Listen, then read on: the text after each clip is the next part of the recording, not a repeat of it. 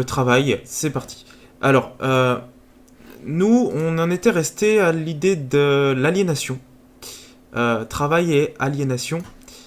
Donc, je vous avais montré plusieurs étapes, plusieurs dimensions de l'aliénation du travailleur salarié selon Marx, avec ces mutations du travail qui arrivent avec la révolution industrielle.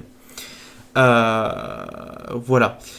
Donc ça, c'est un peu compliqué dans le sens où il y a beaucoup d'informations, puisque l'aliénation, elle enveloppe toutes les multiples facettes de l'existence du travailleur, d'accord. Et donc, bon, essayez de voir si vous avez des questions, hein, vous n'hésitez pas à m'en poser, je suis connecté également au Discord. Voilà. Voilà. Donc nous, on voit quoi par rapport à tout ça concrètement? Concrètement, on voit que le travail est inhumain. D'accord. À de multiples facettes. Le travail est inhumain et on aurait donc l'impression que... Mais à quoi ça sert de travailler alors? Enfin, pourquoi on continue à aller au boulot? Bon. Eh bien, à la question pourquoi travaille-t-on, on pourrait être tenté de répondre quoi comme réponse? La réponse la plus évidente possible, c'est eh bien, pour gagner sa vie. Hein, on ne travaille pas pour le plaisir. Surtout dans les conditions dont il était question là. Alors, oui, bien sûr que certaines formes de travail ne sont pas inhumaines, hein, loin de là. Mais, bon, on rappelle quand même que l'étymologie de travail, possiblement, hein, je ne suis pas expert, mais il y a moyen que ce soit lié à tripalium, un instrument de torture. Bon. Le travail, c'est quand même l'effort, la souffrance, etc. Alors, faire le DM est-il inhumain? Je reviendrai là-dessus. Mais il se trouverait que la philosophie, c'est pas du travail, c'est au contraire du temps libre. Bon, je ne spoil pas, on verra ça plus tard. Bon. Bref. Mais là, concrètement, on est en train de se dire, on travaille pour gagner notre vie. Ok. Et moi, j'aimerais revenir sur cette expression-là, ça va être... mais je me suis foutu du café partout. J'aimerais revenir sur cette expression travailler pour gagner sa vie, qu'on emploie, qu'on entend beaucoup. Qu'est-ce que ça veut dire vraiment? En quoi est-ce que la philosophie va nous être utile, puisque la philosophie est là pour justement interroger ce qu'il y a derrière les apparences. Et là, on a une belle apparence. Là. On a une belle apparence qui pose problème.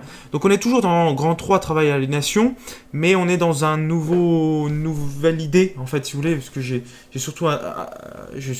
surtout montré l'aliénation concrète à différents stades là jusqu'à présent. Et là, je reprends un peu du large et je dis, bon bah voilà, étant donné ce que l'on a vu à de multiples tranches, à de multiples niveaux sur l'aliénation du travailleur, qu'est-ce qu'on en tire dans notre réflexion générale sur le travail en général?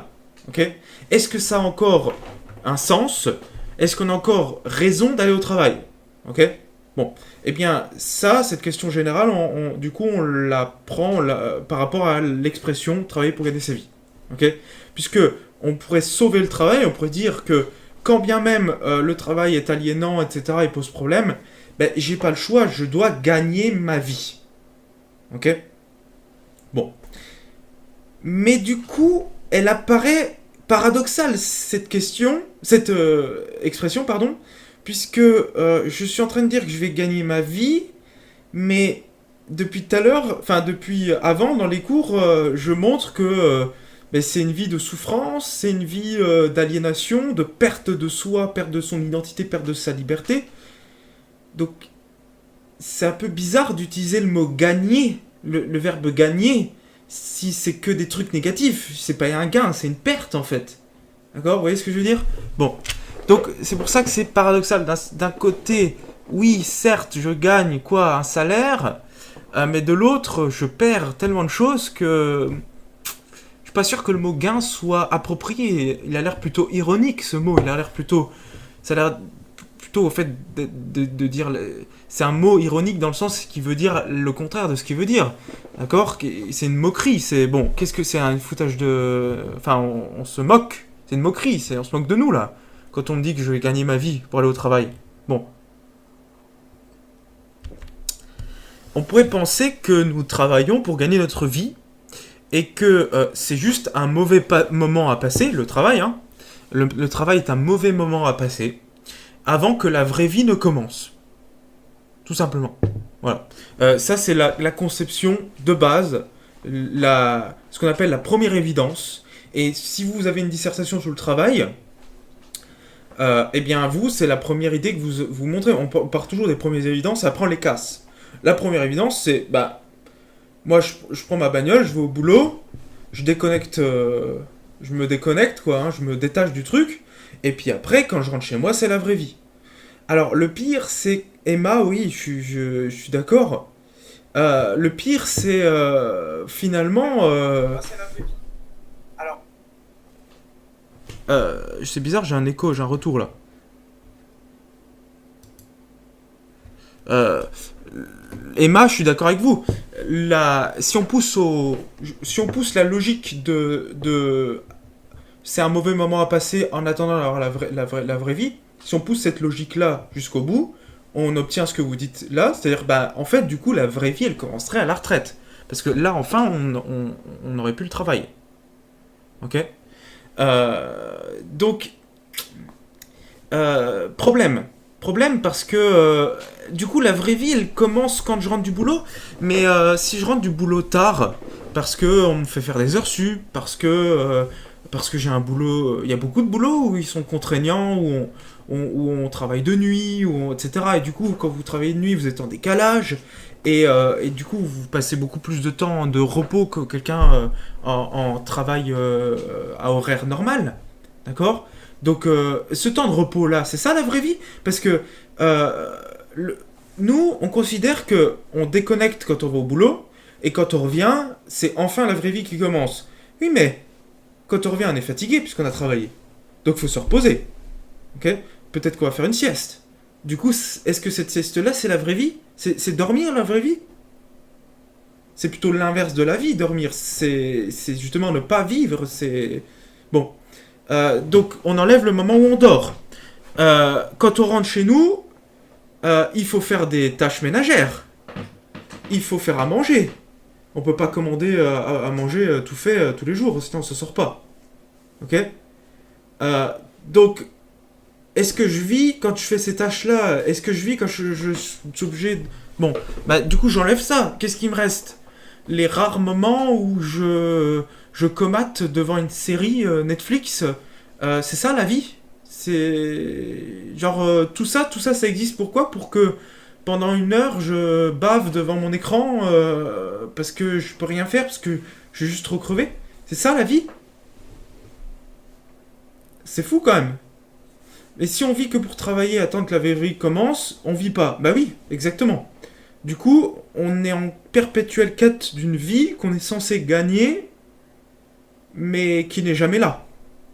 Et c'est pas logique, on est tout à fait d'accord, puisque c'est remis à plus tard et ça n'existe pas. On est tout à fait d'accord qu'il y a un problème là. Moi, je peux vous dire que quand il y avait les grèves et que je rentrais chez moi à 9h du soir et puis qu'il fallait que je me réveille le lendemain matin à 4h30 pour reprendre le train, je savais pas où est-ce qu'elle était, la vraie vie qui commençait. Je voyais pas là. Franchement. Bon. Euh, mais je parle de moi, mais il y a pire. Hein. Moi, c'était que pendant les retraites. Les retraites, c'était que pendant les manifestations, mais. Bon, bref. Donc, en fait, ce qu'il faudrait faire, c'est une distinction pour pouvoir dépasser cette côté illogique dont vous parlez, Guillaumard. Ah, j'ai d'autres messages. En même temps, si on travaille, on peut pas avoir de vie incroyable. Ben oui, c'est ça. Si vous décidez de pas aller au boulot, ben vous n'avez pas d'argent. Donc vous pouvez pas acheter à manger. Ou vous pouvez pas faire des choses, puisqu'on dit, bah, ce serait bien de pouvoir faire des choses, je sais pas moi, faire un tour du monde, ou aller faire un voyage, ou aller au cinéma, ou voir des amis. Vous pouvez rien faire sans argent. Donc il faut quand même aller bosser. Bon. Là, je vais faire une distinction qui permettra de séparer quelque chose, qui permettra de comprendre, enfin de dépasser ce caractère non logique, comme Guillaumard le disait, c'est pas logique. Bah oui, c'est pas logique, parce qu'en fait, derrière le mot vie, il y a plusieurs sens. Et donc là, on va faire une première distinction. Donc, il y a une distinction qui est inconsciemment faite entre être en vie, ok, et gagner sa vie. Gagner quelque chose qui est... Bon. Dans la première expression, être en vie, la vie désigne un état où nos besoins primaires sont satisfaits. C'est la vie qu'on appelle biologique, des fonctions vitales. Et donc là, en ce sens, quand je dors, je suis en vie, puisque mes fonctions vitales sont utilisées, enfin sont en route quoi, dans le processus. Alors, on attend toute notre vie d'arrêter de travailler, oui, c'est le problème de la retraite. Les vacances sont la vraie vie, du coup on lâche la vie des autres en étant en vacances. On gâche la vie des autres en étant en vacances. Ah, parce que, dans le sens, ceux qui s'occupent de nos besoins pendant qu'on fait du tourisme, je crois, c'est ça que vous voulez dire. On reviendra aux vacances, il y a un problème des vacances aussi. Et il faut trouver un travail qui nous plaît, oui. Oui, on est d'accord. Trouver un travail qui... oui, c'est pas évident. C'est pas évident de trouver un travail qui nous plaît parce que l'aliénation nous guette. D'accord Oui, on est d'accord. Si on travaille pas, il n'y a pas de sens. Je suis totalement d'accord avec vous. Pour l'instant, je vais pas essayer de dire on arrête de travailler. Je dis juste, qu'est-ce qui se passe quand on travaille? Qu'est-ce qui se passe quand on travaille? On gagne sa vie, mais on gagne pas le sens qu'on croit de vie. On gagne un autre sens de mot de vie. On gagne le mot au sens biologique. C'est-à-dire dormir, manger, avoir un toit, ça c'est la vie. Okay, c'est d'ailleurs les fonctions vitales. Respirer, manger, se reposer. Fonction vitale. Vous êtes en vie, vous gagnez votre vie. Okay, en ce sens, si le travail vous permet d'avoir assez de force pour vous relever le matin, pour retourner au travail, pour regagner assez, pour pouvoir avoir cette force, etc., d'être dans cette boucle-là, eh bien, il vous maintient en vie. Et donc, vous gagnez votre vie. Mais en fait, vous gagnez rien. C'est un jeu qu'on appelle à somme nulle. C'est-à-dire que vous gagnez assez pour pouvoir retravailler, pour pouvoir avoir assez pour pouvoir retravailler, et ainsi de suite. En fait, vous ne récupérez que ce que vous avez mis en jeu. Vous donnez de l'énergie, et vous récupérez uniquement de quoi refaire cette énergie que vous avez gagnée. Ça, c'est dans le meilleur des cas.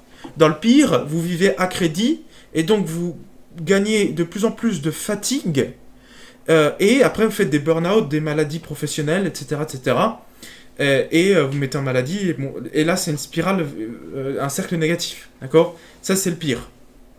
Le mieux c'est une somme nulle, ok? Bon. Mais gardez en tête, le sens du mot vie ici est biologique. C'est important, si vous aviez un sujet de dissertation, ça pourrait pas tomber, je pense que ça peut-être pas un peu trop spécifique, mais pour comprendre la démarche philosophique, ce serait un sujet comme « Travaille-t-on pour gagner sa vie ?» Et donc, vous pouvez répondre par oui ou par non, mais en montrant que ça dépend du sens du mot vie. D'accord? C'est vraiment important de pas comprendre la dissertation comme oui d'un côté et non de l'autre. C'est plus subtil que ça. C'est oui, on gagne notre vie, mais c'est pas une vraie vie puisque c'est une vie biologique. D'accord? Donc je viens de vous dire, les besoins primaires, c'est manger, dormir, avoir un toit. C'est vraiment les fonctions vitales du corps. Ok? Voilà. Donc c'est ça, hein, la vraie vie. Et puis après, il y a d'autres sens du mot vie. Si notre vie se résume à la vie biologique, alors nous travaillons pour rester en vie et revenir au travail. Et donc, on travaille pour gagner sa vie, ça veut dire travailler pour continuer à travailler. Ça, vous pouvez le noter. Ok ? Et là apparaît l'absurdité du travail dans nos sociétés. Pas de tous, hein, puisque comme vous l'avez dit, on peut prendre du plaisir. On peut avoir un travail où on gagne un peu plus, où on a un peu de vacances, etc., etc. Ok.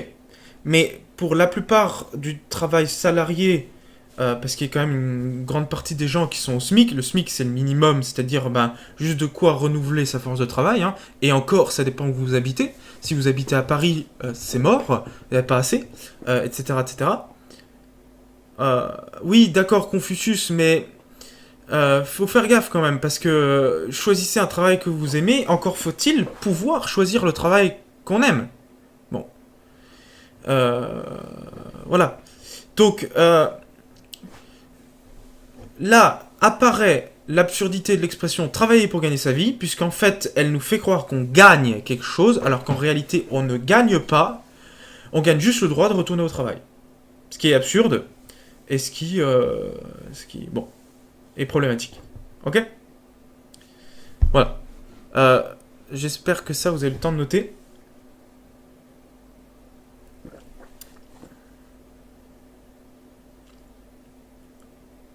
Là, vous avez remarqué, hein, j'utilise plus de fichiers Word. Comme ça, il n'y a plus à vous envoyer des choses, etc.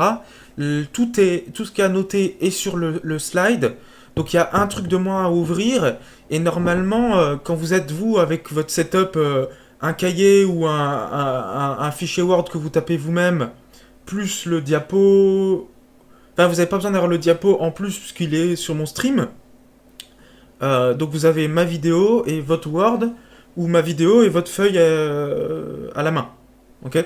Normalement, ça va comme ça. On pourrait faire un stream où on échange les façons dont on travaille. Ce serait pas mal. S'il y en a qui galèrent à jongler avec tout. Bon. J'avance. Le sens donc de l'expression travailler pour gagner sa vie est alors l'inverse de ce qu'elle semble vouloir dire. Et c'est ça qu'on appelle... Enfin, c'est pour ça qu'il y a un paradoxe, voire quelque chose de l'ordre de l'ironie mal placée, hein, du cynisme. Puisque quand on vous dit ça, bah faut travailler pour gagner sa vie, comme si c'était évident, comme si on pouvait tous avoir un job qui paye super bien et qui nous fait plaisir, parce qu'il y a la plupart des jobs qui payent beaucoup, c'est des jobs qui demandent énormément d'investissement. D'accord ? Et donc, pas beaucoup de temps libre. À quoi ça sert d'avoir plein d'argent si vous pouvez rien en faire et que vous êtes tout le temps au boulot ? C'est pareil, hein ? Et bon, alors le pire, c'est les boulots durs qui demandent beaucoup de temps et qui payent pas. D'accord ? Donc non seulement vous passez toute votre vie au boulot, mais en plus vous gagnez rien. Bon, là, c'est le summum. D'accord ? Donc il y a les boulots où il faut travailler beaucoup, vous gagnez rien. Et les boulots où il faut travailler beaucoup, et vous gagnez plein, mais il faut quand même travailler beaucoup. Bon, il y a les boulots où il faut travailler un peu moins, mais vous gagnez rien. Il n'y a pas beaucoup de boulot où le temps de travail n'est pas trop, qui ne nous submerge pas totalement, et la paye est suffisante pour faire autre chose que manger des boîtes. Hein ? Bon. Et puis rien faire d'autre. Bon. Compliqué. Compliqué, la vie. Compliqué la vie. Donc, le sens de l'expression travailler pour gagner sa vie est alors l'inverse de ce qu'elle semble vouloir dire. Quoi ? Eh bien, le paradoxe, c'est que, en réalité, le travailleur ne gagne rien d'autre que pouvoir continuer à travailler. Et donc, ce changement de sens entre vie biologique et un autre sens du mot vie que je n'ai pas encore donné, mais que c'est celui qu'on cherche, masque l'exploitation du travailleur. Ok ? Bon, la phrase là, elle est moche, je devrais la changer, mais j'ai peur que vous ayez déjà commencé à l'écrire. Parce qu'en fait, tout ça, on l'a déjà noté. Donc j'ai envie de le virer. Désolé. Hein. Je vire ça parce qu'on l'a déjà noté juste au-dessus. Donc, l'expression masque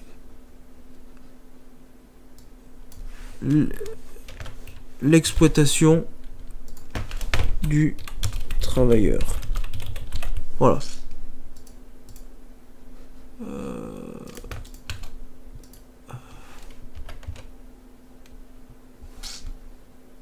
Pourquoi il veut pas de masque, wesh ? Mais non. L'expression masque, c'est un verbe masqué. Ouais. L'expression masque, par la polysémie, par le fait qu'il y ait plusieurs sens, hein, l'expression, elle masque quoi ? Une exploitation du travailleur en donnant l'impression d'un autre sens. Du coup, professeur, c'est un bon métier pour gagner sa vie ? Moi, personnellement, je pense que oui, énormément. Pourquoi ? Parce qu'on n'a pas tellement beaucoup en salaire, encore que je pas non plus... Enfin, voilà, je suis pas en train de dire qu'on gagne beaucoup, hein. On gagne, ni qu'on gagne peu, je ne vais pas me prononcer forcément là-dessus, on gagne pas tellement, à diplôme égal, on gagne pas tellement que dans le privé, hein, avec un bac plus 5 quand même, on peut gagner mieux sa vie, mais on a plus de temps que les gens qui gagnent plus à diplôme égal. Okay, donc ça dépend ce qu'on veut, hein, si on veut gagner beaucoup d'argent ou si on préfère avoir du temps libre. Moi, personnellement, je préfère le temps libre pour m'améliorer moi-même en lisant des livres de philo. Et voilà. Bon. Oui, on reviendra sur cette expression, le temps c'est de l'argent, très importante cette expression. Parce qu'elle masque aussi des problèmes. Donc, elle masque en nous faisant croire un autre sens. Mais quel est cet autre sens du mot vie? L'avez-vous deviné? Qu'est-ce que je veux dire quand je veux dire que je veux gagner ma vie? Eh bien, tout simplement, moi j'appellerais ça en fait un sens existentiel. Cet autre sens que nous recherchons, c'est le sens existentiel d'un projet personnel que l'on se donne librement. C'est important le côté librement, d'accord? Que l'on se donne librement. Par exemple, là c'est des exemples, hein. Je mets d'ailleurs ex pour exemple. Parce que c'est peut-être pas... Faire le tour du monde. Écrire un livre, cultiver son jardin. Oui, ça c'est pas de la vie biologique. D'accord? C'est pas des fonctions vitales. C'est des fonctions symboliques. C'est des fonctions qui donnent une valeur ou un sens à notre vie. Donc c'est le sens existentiel, donc du sens de un projet d'existence. Ok? C'est-à-dire que nous, par le mot vie, en tant qu'être humain, on entend également qu'est-ce que je vais faire de ma vie. D'accord? Quel projet je me donne dans ma vie? Comment je veux conduire ma vie? Qu'est-ce qui fait que pour moi, ma vie a une valeur? D'accord? Ou va l'avoir, ou aurait plus de valeur. Ben, par exemple, parce que mon but, c'est de courir un marathon. D'accord? C'est pas du travail au sens salarié, mais c'est du travail au sens d'un projet libre. D'accord? Je me suis donné librement l'idée de courir le marathon. Je vais travailler longuement pour atteindre cet objectif-là, et puis après améliorer mes performances, etc. Là, on a un projet de vie. D'accord? Alors, ça peut être autre chose, ça peut être fonder une famille, éduquer ses enfants, apprendre la cuisine, écrire un livre, cultiver son jardin. C'est tout ça en fait. C'est comment est-ce que vous choisissez de donner du sens à votre vie, à vous. Okay? Mais il n'y a pas de sens qui est meilleur que d'autres. Hein. Selon moi, c'est vraiment le but, c'est faire quelque chose de sa liberté d'être humain. D'accord? Moi, personnellement, c'est vivre ma vie tranquille en lisant mes bouquins. Voilà. Et puis essayer d'améliorer mes cours pour qu'ils soient les plus clairs, les plus exigeants possibles. Voilà. Bon, bah, du coup, moi, je fais coïncider mon travail avec ce sens d'un projet libre, mais on n'est pas obligé de faire coïncider les deux. On peut avoir un boulot alimentaire et puis du temps à côté qu'on utilisera pour cultiver son jardin, pour avoir la fierté de manger ses propres légumes qu'on a fait à la sueur de son front. C'est beau, c'est la beauté de l'humanité depuis les débuts de l'agriculture. Hein. C'est magnifique, d'accord? Ça, c'est chacun voit midi à sa porte. C'est quel projet vous donnez, vous. Ok? Bon, alors on peut changer de projet, on peut en abandonner un. On se cherche, hein, toute notre vie, on se cherche, on abandonne, on passe à autre chose. C'est pas gravé dans le marbre depuis notre naissance. D'accord? C'est à nous de le trouver. D'accord? Puis même, peut-être que l'existence, c'est déjà trouver ça avant de le réaliser, c'est trouver celui qui nous convient. D'accord? Voilà, moi je pense que c'est ça. Et que du coup, le travail salarié nous fait croire qu'on va gagner du sens, qu'on va gagner une valeur, que notre vie va gagner une valeur. Okay? Le problème, c'est que non. Pas du tout. Le travail n'est pas là pour ça, ne nous le permet pas. Ce qu'il faut, c'est trouver des formes de travail qui soient compatibles avec un sens existentiel. Okay? Qui soient compatibles dans le sens qu'elles nous donnent suffisamment de temps libre pour le faire à côté, ou les moyens, parce qu'il ne faut pas que du temps, il faut aussi de l'argent pour faire certains... ou ou que le travail en lui-même participe de votre projet. Si votre projet dans votre vie, c'est d'ouvrir un restaurant, par exemple, bah, ça deviendra votre métier. Ok. Écrire un livre, bah, le fait de le vendre, ça peut devenir écrivain, etc. Bon, encore, c'est dur d'en vivre, hein, mais voilà. Ouais. Soit le travail est assimilé à la passion, et c'est les deux en même temps, soit le travail dégage des moyens pour faire ça. Mais si votre travail ne vous permet pas d'avoir assez de moyens pour réaliser le projet de votre vie, eh bien c'est problématique. Dans l'idéal, dans une société idéale, il faudrait que le travail salarié permette à chaque individu de réaliser son projet personnel de vie, d'existence. Ok ? Et là, ça veut dire gagner. Mais le problème, c'est que nous, on nous fait croire qu'on va gagner notre vie, mais en fait, on gagne juste de quoi retourner au travail. Et là, on se fait exploiter. Ok ? D'ailleurs, je pourrais faire une parenthèse sur le mot valeur. Ah, mais attendez. Non. Parce que j'ai dit donner une valeur à sa vie. Le mot valeur est également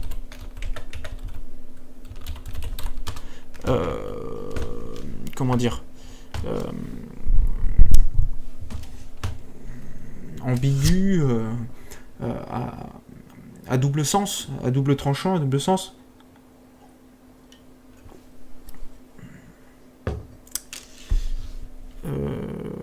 Est également équivoque. Ça veut dire que on peut se tromper de sens. Il a comme sens le mot valeur, le mot qu'on aurait le plus en tête tout de suite, c'est la valeur marchande. Donc elle est quantifiable, échangeable. Elle est voilà. Donc c'est le prix. Ok. C'est le prix. Je vais l'écrire plutôt comme ça. C'est le prix. Le juste prix. Pif.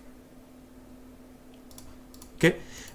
Mais on est d'accord que vous n'êtes pas qu'une valeur marchande. Malheureusement, le système est fait de sorte que, mais on n'a pas le choix en vivant en société que de... Enfin, on n'a pas le choix, il y a peut-être des modèles différents, mais on doit échanger avec les autres pour survivre, ok ? Et donc, comme on l'avait vu avec la marchandisation de l'ouvrier, l'ouvrier loue son corps, loue sa force à quelqu'un et qui va l'employer, etc., etc. Et donc, cette force-là, elle se quantifie et donc... elle est échangeable, elle a un prix. Vous êtes payé tant de l'heure. Ça veut dire que vous avez une valeur. Et si pour ces temps de l'heure, votre rendement est faible, eh bien, vous allez vous faire virer. C'est-à-dire que vous allez perdre de la valeur sur le marché. D'accord ? Vous ne serez pas un bon produit. Le problème, c'est qu'en tant qu'être humain, du coup, on est des produits, on a une valeur marchande. Mais pas que. D'accord ? Et ça, c'est vraiment important. C'est-à-dire qu'il y a un autre mot de valeur, c'est la valeur morale, la valeur... la valeur morale, la valeur... Qu'est-ce que je pourrais dire d'autre ? La valeur morale, donc elle est inquantifiable. Oula. C'est pas beau, ça. Mais non, mais j'ai écrit ça, mais n'importe comment, mais ça va pas là. C'est comme ça, inquantifiable. Non. Ah, ok. Je couperai au montage.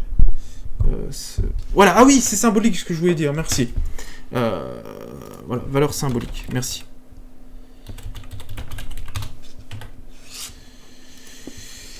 Voilà, je suis fatigué. Bien, donc elle est inquantifiable et donc ça veut dire qu'on ne peut pas mettre un prix sur une personne dans le sens où elle vaut pour elle-même. La personne vaut pour elle-même, l'individu vaut pour lui-même.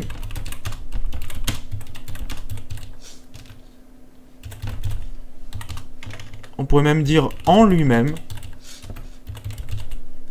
Il a sa valeur en lui-même.